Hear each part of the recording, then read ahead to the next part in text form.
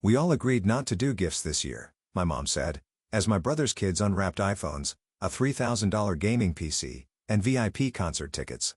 You're overreacting, Dad smirked. I just nodded, took my kids' coats, and that night, I ended every shared subscription, card, and payment in my name. By morning, there were 63 missed calls, 2 cops at my door. I'm Noah Hart, 35, oldest son, husband to Lena, dad to 2 kids who love cardboard boxes more than any toy inside them. I'm the person who fixes Wi-Fi, remembers birthdays, keeps the group chat from dying, and pays for things no one talks about. Christmas Eve, my parents' living room smelled like cinnamon spray and hot dust from the space heater. My brother Jake walked in 20 minutes late, sunglasses on his head like he'd just landed from a tour. His wife, Erin, took selfies near the tree. Their 2 kids ran in circles, already wired. Mom stepped in front of me while I was taking off my coat. She patted my chest like she owned the fabric.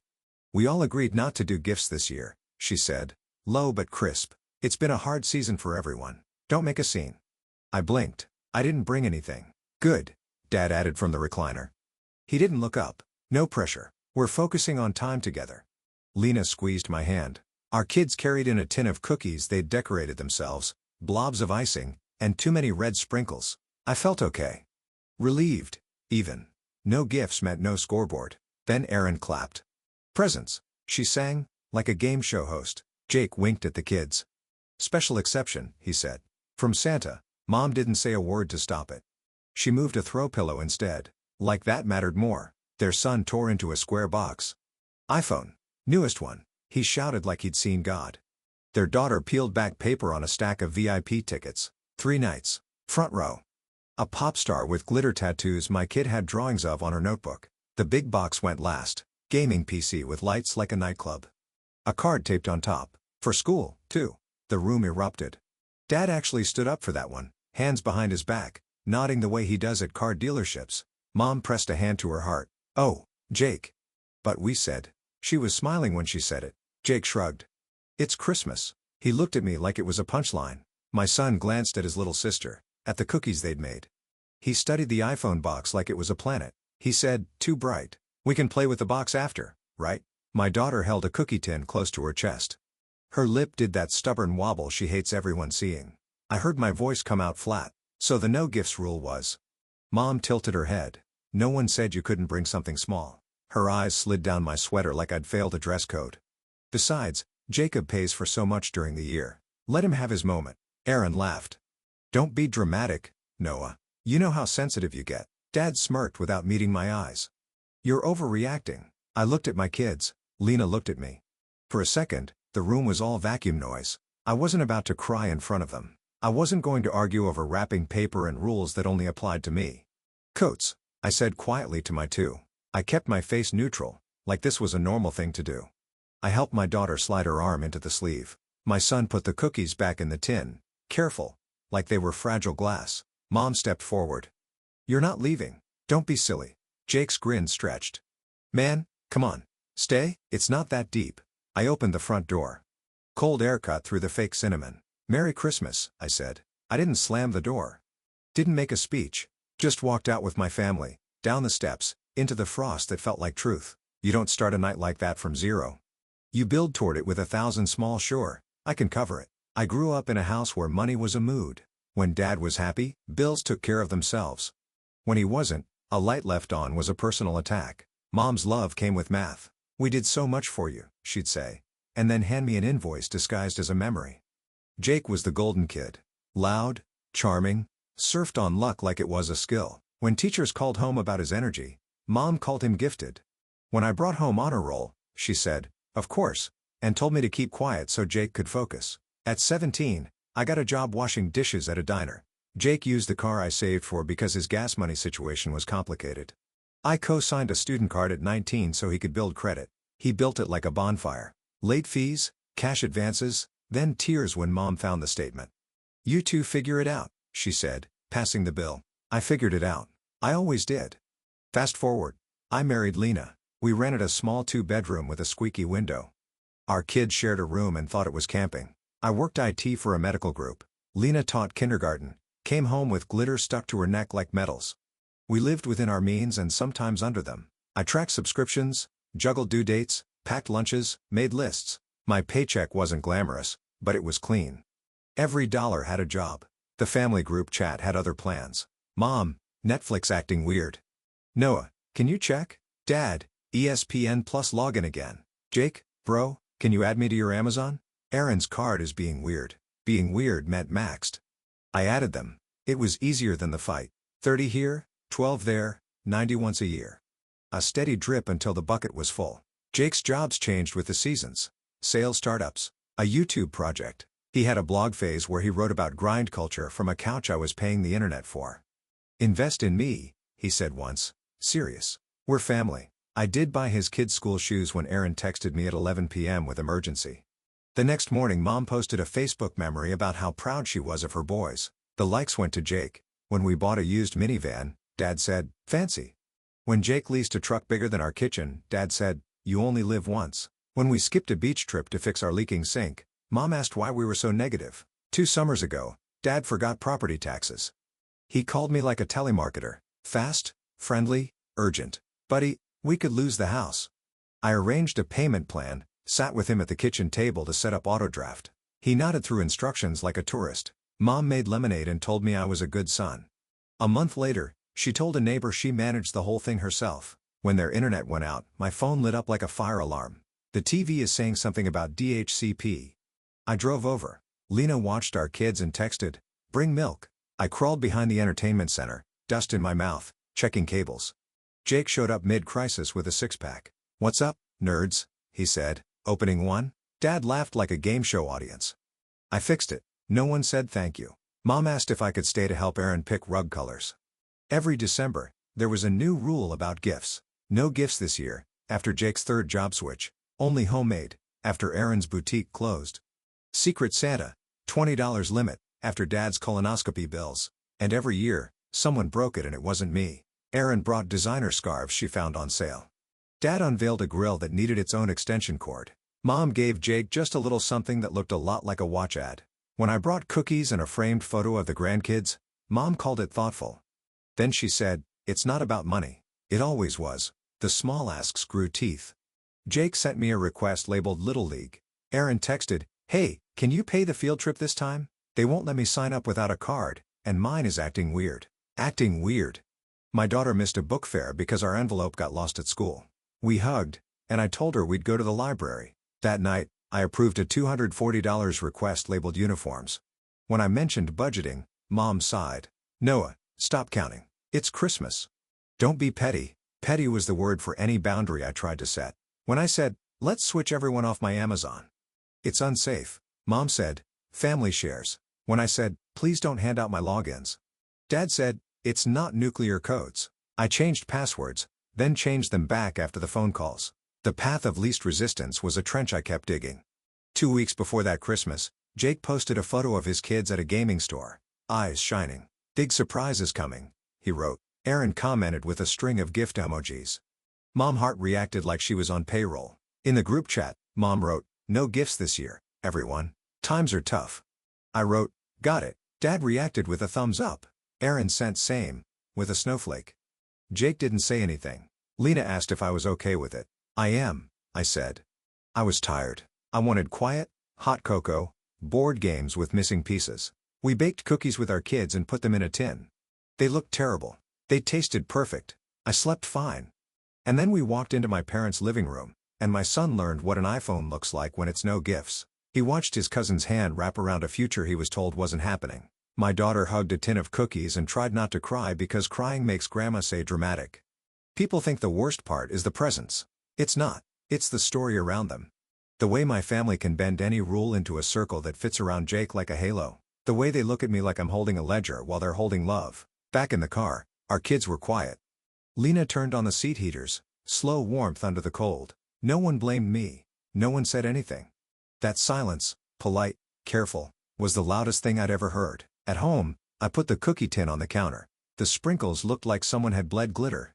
My phone buzzed with a text from Mom. You were rude. Then another. We were embarrassed. Then Dad. Grow up. Lena stood beside me, hip against the counter. Say it, she said. I'm done. I didn't raise my voice. It felt like placing a book on a shelf. Final, soft.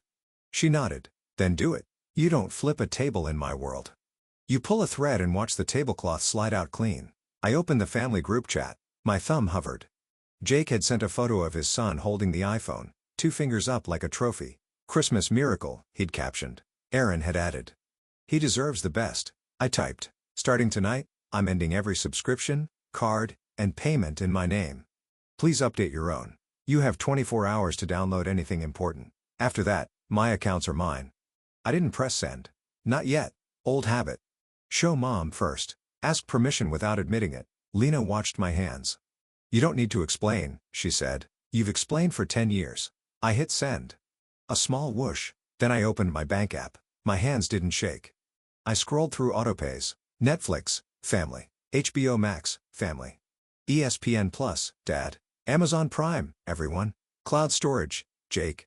A phone line I'd added 3 years ago just for a month for Aaron's contractor discount. My stomach tightened. Lena slid a notebook next to me. A pen. You already know the list, she said. I did. I canceled the add-on phone line first. The carrier app asked, are you sure? Like a friend. Yes. I removed secondary users. I changed the Prime password. I turned off household. I removed save cards on Jake's account. I ended ESPN Plus. I updated my streaming profiles to Noah's. I canceled the cloud storage that billed to my card for devices I didn't own. Notifications stacked.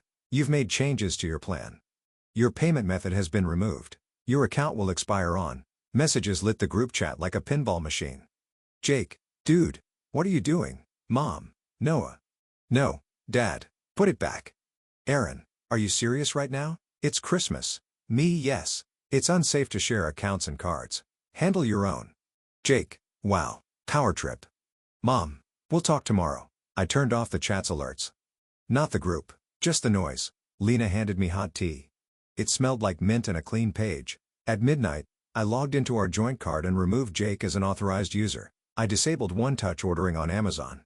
I canceled 3 subscriptions I'd forgotten I paid for until the app flashed red. At 12:40 a.m., I saw it. The old gym membership Dad had put on my card after he lost his wallet.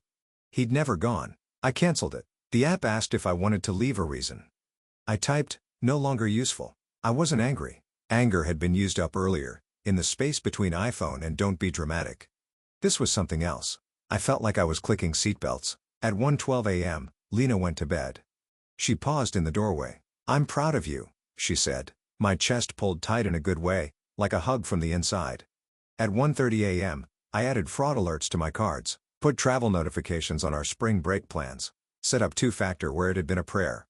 At 2:04 a.m., I opened a new family group. Me, Lena, our kids as a future placeholder for when they're older. I named it Heart Home.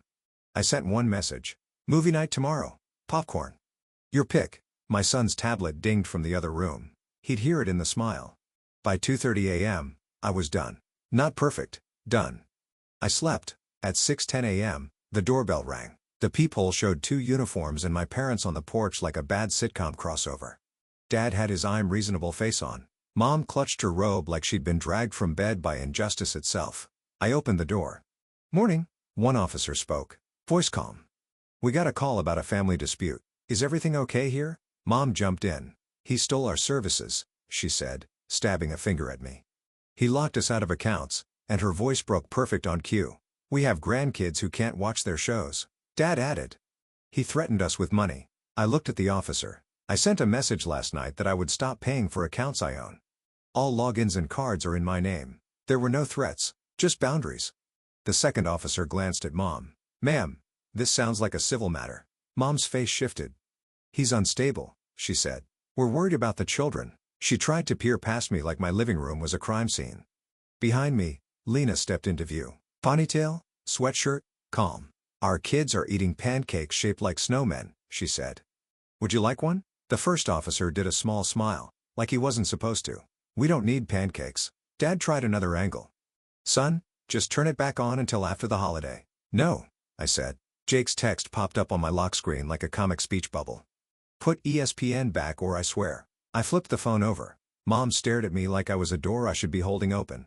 Family doesn't do this, she said. Family doesn't make one person pay for everything and call it love, I said. The officer cleared his throat. If there's no threat and everyone is safe, we'll head out. Mom's eyes filled in a way I'd seen 1,000 times. Always time to tilt a room. "Noah, don't do this," she whispered. "It's Christmas." "It is," I said. "Go home." They left with a final glare that said this wasn't over. The officers nodded polite goodbyes. The door closed. The house exhaled. My phone buzzed itself dizzy. 63 missed calls, then 70. A vortex. Mom, Dad, Jake. Unknown numbers. Aaron went full caps in the group chat. "My kids can't watch anything." Jake sent a voice note. I didn't listen. Dad texted. "We raised you." Like it was a bill. I made coffee. Lena flipped snowman pancakes. The eyes slightly crooked. Our son asked what VIP meant. I told him it means someone decided you were important. He nodded like that made sense. At 9, Mom called from a different number. I picked up because a clean break meant I could choose my moments. "You're humiliating us," she said. "I'm not posting anything. I canceled my payments." "You're punishing your brother's children." "I'm feeding my own." Silence. Then, "We did so much for you." "You did some things," I said. "I did a lot for you." That ledger works both ways. She inhaled sharply. "Money isn't everything." It was last night. Click. At 10, Jake called and went straight to attack mode. "You petty little." "Stop," I said. I wasn't loud. "Here's what's true. You used my cards. You used my logins. You didn't ask. You got used to thinking my wallet was a family resource. It's not. Get your own accounts. If you need help setting them up, I'll send you a list." "You think you're better than us," he said. "I think I'm done being your bank." He laughed like a cough. "You want us to fail?" "I want to stop failing my own family." He tried the oldest tool he had. "Mom said you were always jealous." "I was tired," I said. "We're not doing this." I hung up. I blocked no one. I wasn't running. I just wasn't available. By noon, Mom sent a long message in the big chat, a performance I could have lip-synced to. "We love you, but this is not how family acts. Your father and I are disappointed. Jacob is devastated. The children are confused. Please remember all the times we've supported you." It came with a photo of the gift pile from last night. All smiles. I replied once. "I will no longer share accounts, cards, or bills. Going forward, any help will be discussed and documented. No surprises. No guilt." Dad texted me privately. "You're making your mother sick. Put it back." Me. "No. Aaron, guess we know who you really are." Me. "Yes." Then a strange thing happened in the chat. My aunt, quiet, wallpaper until now, wrote, "Good for you, Noah." Cousin Ben added a thumbs up. My late uncle's wife, who rarely speaks, wrote, "We did this last year. Best decision we made." The thread hiccuped. Mom left the chat. Dramatic exit. Aaron followed. Jake renamed it, Family, without traitors. Then he left too. My house got peaceful. The kids built a pillow fort. Lena crawled in with them and texted me a photo of 3 heads in a row. All hair and soft cheeks. I saved it. In the afternoon, I opened a spreadsheet. Old pattern, but this time it wasn't for plugging leaks. It was a list of things I could add back to our life now that the drip stopped. Swimming lessons. A new pair of boots for Lena. The library fundraiser my daughter wanted to support with sticker money. A weekend at the cheap cabin by the lake in the spring. I named the file, Yes. At 3, Dad left me a voicemail. "Your mother is crying. Be a man." I deleted it. At 4, my sister, half-sister technically, on Mom's side. We share a decade of awkward holidays. Texted me for the first time in months. "I'm proud of you," she wrote. "I canceled my Amazon family last year. They still bring it up at Thanksgiving. I bring pie and ignore them." "Thanks," I wrote back. She sent a pie emoji and a tiny knife. We both laughed, even in text. By evening, the storm moved from outrage to quiet. They were setting up new accounts. Figuring out that free trial means set a calendar reminder. Mom posted a photo of a jigsaw puzzle with half the pieces done. Caption: "Making our own fun." A dig. I didn't take it. We did movie night. Our son picked an old animated film. Our daughter picked the couch corner that swallows you. I made popcorn in a pot because the microwave version gives Lena a headache. Mid-movie, my phone buzzed with a new number. "This is the streaming service." The message read, "We noticed you canceled." I laughed out loud. The kids shushed me dramatically. After bedtime, Lena and I sat at the table, elbows touching. "I thought your dad would push harder," she said. "He will," I said. "He needs an audience." "What happens now?" "We keep our money, I said. "If they want something, they can ask. If we say yes, it's with boundaries. And Christmas next year? We'll be out of town," I said. The idea landed clean. Somewhere with real cinnamon. We cleaned the kitchen. It felt like wiping off a whiteboard after years of scribbles. A few days later, Mom texted a single line. "Are we still invited to the kids' recital?" I stared at it for a second. Olmi would read it 3 times, find the trap. Numi read it once. "Yes," I wrote. "Please don't bring gifts. Just come on time." She replied with a period. Not a yes, not a no, a period. Fine. Jake hasn't called since the blow-up. He made a story about fake family and haters and posted it on an app one don't use. Aaron liked it with 3 fire emojis. Their kids called our kids to ask if they could still come over to build forts sometimes. "Yes," we said. "Our door is not a bank. It's still a door." Dad tried one more. "Be a man," voicemail that sounded like an ad for a timeshare. I didn't call back. I don't need to defend a boundary that keeps my house standing. I keep thinking about my son at the tree, pretending the box was the fun part. I keep thinking about my daughter's grip on a tin of ugly cookies. I grew up trained to believe that love meant proving your worth in small payments. I'm done paying for permission to be respected. Now the house is quieter. The budget is honest. Our kids ask, "Can we get the hot chocolate with the mini marshmallows?" And I say, yes, without checking if Jake needs gas money first. Lena stopped carrying a receipt pile in her purse, just in case. I unsubscribed from a dozen family emails that weren't mine. Last night, my aunt texted me a screenshot. Mom had started her own streaming account. The profile icons were generic. No cute names. Just user 1. It made me laugh. They'll survive. They always do when they have to. Here's what I understand now. I can't make my parents fair. I can make my home safe. I can't keep Jake from choosing spotlights over grocery lists. I can choose not to light the stage for him. If my kids learn anything from this, let it be that love isn't a tab you keep open out of guilt. It's a table you sit at because everyone brings something, even if it's just the salt and a good joke. I didn't end Christmas. I ended the story where I'm the extra wallet with a smile. I'm still the one who fixes the Wi-Fi, remembers birthdays, keeps chats from dying. I'm still me.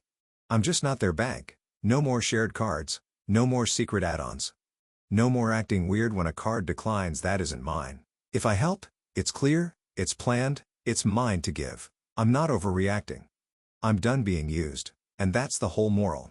Simple as a snowman pancake. I will not be punished for having boundaries. I will not confuse access with love. I will not teach my kids that generosity means ignoring unfairness until it feels normal. They can keep their VIP tickets. I'll keep my family. And this time, I'm the one who decides who gets in.